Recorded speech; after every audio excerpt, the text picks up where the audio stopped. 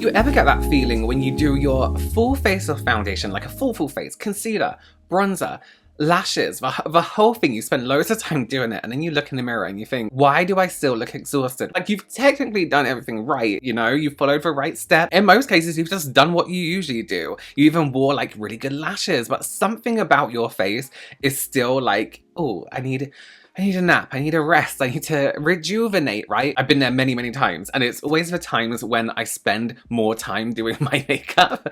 I'm like, oh, I have a good hour, let me do an hour, let me really take my time to get ready, and it just ends up looking like shit, right? So what I wanted to do, I wanted to put a video together about the tiny little details in your makeup routine that might be making you look puffy, perhaps tired or weighed down, and how to flip those techniques so they actually make you look fresher, lifted, alive. And I promise none of these involve like doing a 2-hour no makeup look or anything like that. We're working smarter, not harder, right? There's a few things I have to do to my face that not only make me look, you know, a little bit more awake, a little bit more put together, that aren't intense, but make me feel a little bit more awake. One of them is lip balm. You'd be surprised what a little bit of a shiny lip can do. Brows make me personally feel a little bit more alive, and we'll talk more about that later. And the other one is my hair. My hair is so important to me. It has been my whole life. I've always blow dried my hair, which, by the way, when I was younger and people were like, you blow dry your hair, I was like, yeah, of course I do. What do you think I do? Towel dry it? Like, not that there's anything wrong with that, but it is styled. The style of my hair, the condition of the hair, the color of my hair has always been extremely important to me. And my hair isn't done, or I don't have like a hair mask in, or my hair doesn't feel or look healthy or its best, I don't feel put together. That's just me. And that's why when the sponsor of this video reached out to me to see if I wanted to try their product, I was like, yes, I do. I'm really interested, actually. This is the Life in SE. Yes, it's purple. Of course. This has been so incredible. For those of you who don't know, I travel quite a bit for work reasons, whether that's into London or abroad, so I always need to take a hairdryer with me. I will not do my hair without a hair. There's no way. There's absolutely no way. And although it is a big part of my routine of being put together, I find drying my hair really boring. I find it so boring. It's so thick, there's a lot of it, and it takes forever. It takes forever to dry my hair. It is a lot. And then I will blow dry it and then it will be done, and I feel like, okay, now my hair feels like straw, now what do I do? But this, very lightweight, very beautiful, is so powerful, and it's genuinely prettier than half my appliances. And you may have seen this around, and yes, this is the one that has that beautiful LED ring light on the back here. And the light isn't just like a pretty detail, it actually changes color depending on the heat setting. So the purple, if you long hold this down, it gives you a purple glow. That means you're in a special hot-cold cycle mode. So it automatically switches, how cool is this, between warm and cool air to protect your hair while still getting it dry fast. You have a blue for the cold, the orange for your medium, and the red for your hot air. So I always start drying my hair with no nozzle just to get the moisture out quick. And if you look at this, the airflow is legit. This thing moves the air with the drama off other hair dryers, if not better, but without the crazy price tag that people are paying for hair dryers at the moment. What I love is that it's not using intense heat to get the results, you know what I mean? It's all about airflow, not damage. And it has ionic technology, and that's what helps my hair dry smooth without needing 10 follow-up products. So my hair dryer I used to use has this head that I don't even know what it's for, but after I blow dry my hair and do all the steps and it's completely dry, I have to go over it with this attachment.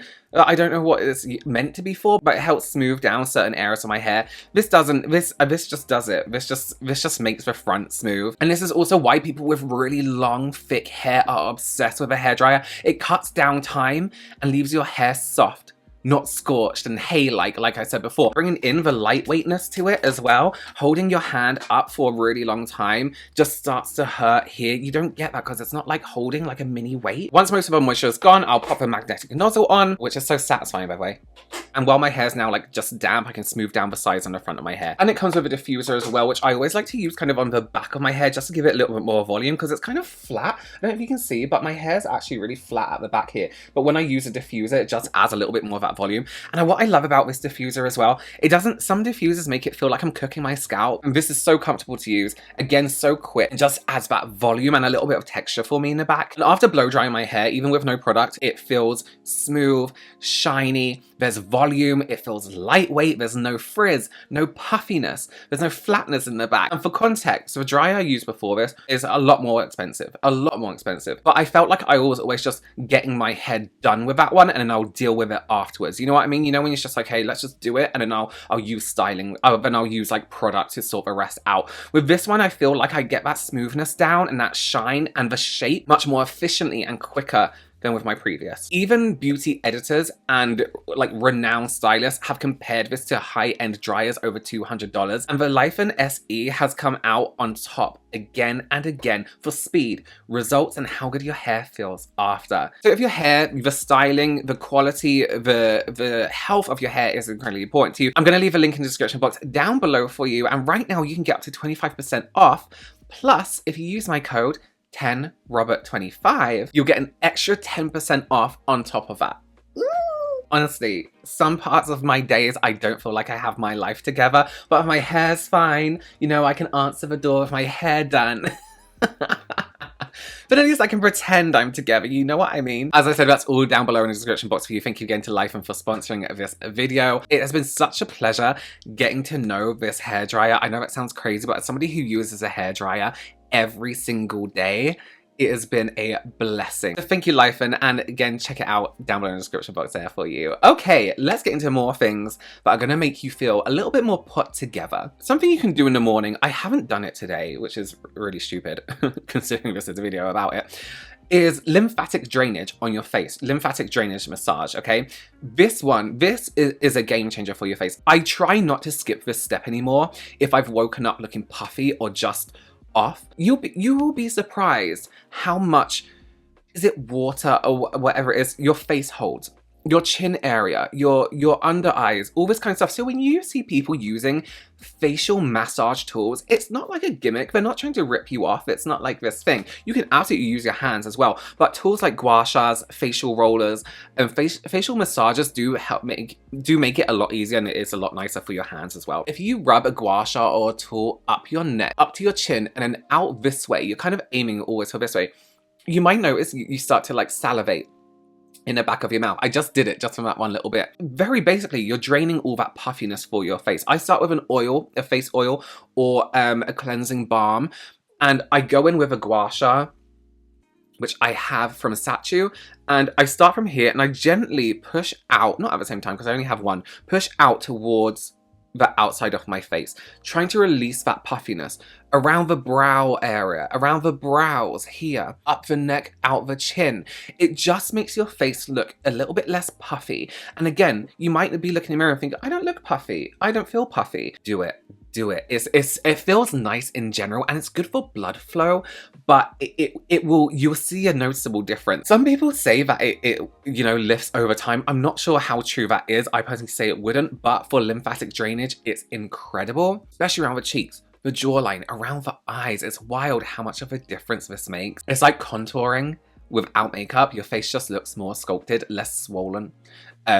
Instantly more refreshed. And you can find guides online on how to do it as well, like proper ones on YouTube of how to do this in a way that actually helps. Okay, let's talk about lifting the eyebrows. I just want to put in a little Instagram reel I made just here for you. This is why I will always use like brow lamination products, right? Because look how lifted this whole eye looks. And I'm not like, this is me actually lifting it. This is me just lifting it. This is a scar for anyone who's new. Even when I frown, look, which I have Botox, so do excuse me, it's still lifted in this corner. I use the Bare Brows Alter Ego. This is from Unicorn Cosmetics. This is one of my favorite brow products, and I'm just putting it on a brow brush and combing against my brow hairs, the opposite direction to where they grow, just so it gets right to the root, so you really have that super strong hold, and then combing upwards with my brush, making sure I'm pulling every single hair up, going up in this direction, and kind of going outwards as it gets to the tail of the brow. Make sure you get every single hair in that tail, up and out. And then what I'm gonna do with the edge of my brush is just shape in the end of that brow like this. Look how much better that looks. My eye area looks so much wider and brighter. and lifted. I would never badmouth brow lamination, and you don't have to leave it like spiky. You can just shade in the areas that need that filling. This is why people laminate their brows.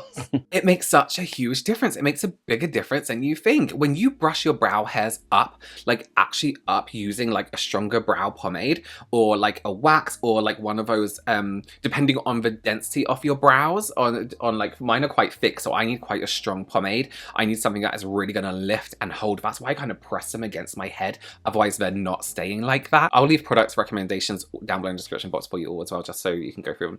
But like a brow gel, a brow wax, actually I don't like waxes, I find they melt, and kind of pomades are the best, or brow soaps are really, really incredible. But it really does lift your entire face. The arch looks higher, your eye area looks more open, and it just gives this I'm alert kind of vibe. And it doesn't have to be like, you know what I mean? Just that slight lift. It's also great for filling in your brows because you can kind of see the gaps a little bit more. I haven't actually filled in my eyebrow here, but you can see, I can now see there's gaps here, there's a gap here, there's a gap in my arch there. And you can really start to fill in the gaps, and it just makes your brows look fuller. I always think when your brows are done too, it really frames your face. I know that's a really stereotypical thing to say, or really like, your eyebrows are the art of your face. Now, that's what people say. And listen, it's not like a Botox thing. It's not like your brows need to be higher. Your brows look higher just by brushing them up. So you don't need to do any of that facelift stuff, you know?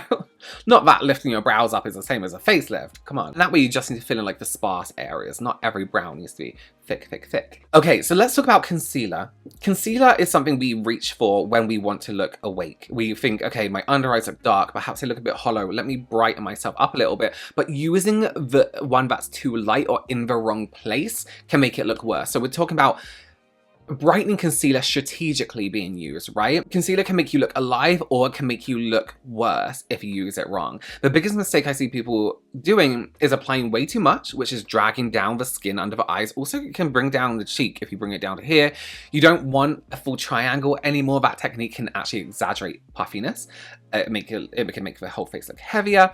So what you can do instead, with a little dot of concealer on the inner corner and another at the outer edge, just slightly angled upwards, is just tap them in, just gently blend them in with your fingers, and then also cover this whole area, this whole side of the nose here. That's gonna brighten up the whole face. You'll be really, really surprised. Let me show you what I mean. I've actually got a really light concealer on, so it's not really gonna show anything, but just for reference, I can show you the placement. One dot here, and just filling in. Sometimes we don't want to put loads of concealer under our eyes because it can weigh it down, but just by filling in this one area, can you see? So from this side, it looks fine, but this side, this whole area looks more wide and awake. And even from the front, and that's because I haven't blended it in, light comes in this way and bounces off that way, right? So if you put something brighter on the edge of your nose, light's gonna go bling, and like lighten that side of your face, or lighten that under eye. So be really strategic. Don't go too crazy light. You want to go maybe one shade lighter than your skin tone if you are going lighter, or just use your skin tone and then go with a little dot of something lighter on top. Consider the finish of your concealer as well. You don't want dry, you don't want matte. If you're trying to look bright and alive, you want something that has a little bit of a shine to it, so you can still see a glow under the eyes. And this kind of brings me on to highlighting, right? Highlight where light hits your skin naturally. Highlight is either one that can save your face or betray you completely. Too much, placed too low, too shimmery. On texture, it's going to make your skin look tired, textured, and weirdly oily at the same time. So if you're going to use a cream or a balm or a powder, whatever it is, get something with a subtle sheen. No chunky glitter. Save those for like the drama makeup, you know what I mean? And I apply it only where the light would naturally bounce. Top of the cheekbones, above the brow arch, and maybe like a little tiny bit on the inner corners of the eyes to open them up a little bit. So a lot of people just do this. They'll just do like a line down their face, which is fine. When I say that, you know it's not right. But what this is gonna do is when I move my head around in natural light, oh, you can't even see it. It's gonna pick up. Bear in mind that highlighters pick up on individual places. So when I'm facing this way, it may pick up this bit of highlight here. It may pick up this bit of highlight here, and it's gonna make, in comparison, the areas around the cheek, if you bring it too far down, is what I'm trying to say. it doesn't look so great. So here's what I would do. I need a better highlight because that's terrible. That's better. Okay, so I can show you with this color. Try not to focus too much on the shade, but how the light catches the highlight as we go, right? It's just full on bringing my face down. If we just do this one stripe, it's just, even when it's picking up here, it's bringing my face down. A highlighter shouldn't really do that. We want it to be, you know, lifting us, giving us a really bright kind of vibe to the face. So I'm going to take a tiny bit on a brush and I'm going to tuck it under my eye here. I'm going to just be really bold with it so you can see, and be really precise where I touch it. So every time I move around, it's only that one area of highlight that is catching the light. And I apply highlighter like this. Like, I will move around, and if I'm doing a client, I will move around their head like this. So then I'm just gonna take that highlight and just buff it out a little bit onto the top of my cheekbone here. Like this one bit. Can you see I've almost done like a C shape like this? So when the light catches it, it's still keeping this whole area lifted. Now, as I move around, I'm looking for other areas where the light can catch some highlight. So a little bit here, we're not going crazy. So I'm just taking it up a little bit higher, which perhaps maybe I can now circle that into my brow bone. Of course, again, the shade isn't something I would use on me. Oh, actually, it's not too bad. It just looks a little bit more natural. It looks like glowing skin. It looks like healthier skin than a line down one side of our face. You know what I mean? Especially if you're feeling like extra puffy that day, you don't want to exaggerate it. I'm a firm believer you can use whatever blush color you fucking want.